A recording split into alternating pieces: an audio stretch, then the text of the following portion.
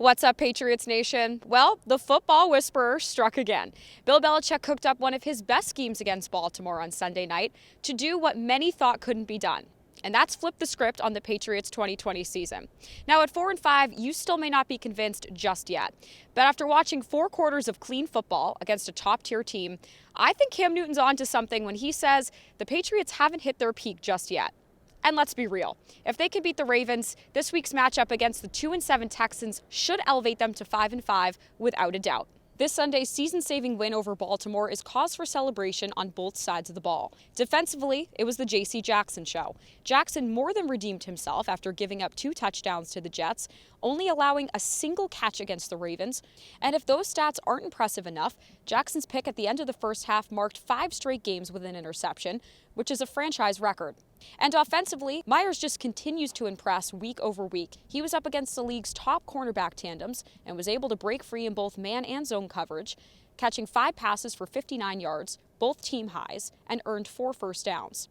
And to top it off, his dime 24-yard touchdown pass to Rex Burkhead was hands down the play of the game. According to Next Gen Stats, the pass had roughly a 1/3 chance of completion, and it couldn't have been more accurate. Besides Myers, Josh McDaniels' playbook was Harris all day. Harris tore up the number 1 ranked Ravens D with a career-best 121 yards, bursting at the seams, proving himself as the lead back without question. If the Pats can execute that caliber of play against the number 1 defense in the league, there is no doubt they can run it back and produce a repeat performance, plus some, against a struggling Texans defense, one of the worst rushing defenses in the league at this point, who most recently allowed Browns tandem running back duo Kareem Hunt and Nick Chubb to rush over 100 yards last week. And unfortunately for Houston, the run is what the Pats offense does best at this point.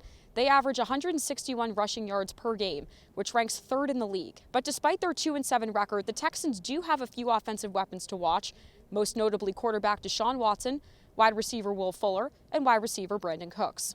Watson is a talented and capable quarterback, many would say the one glimmer of hope left for the Texans, but his talent pool isn't what it used to be.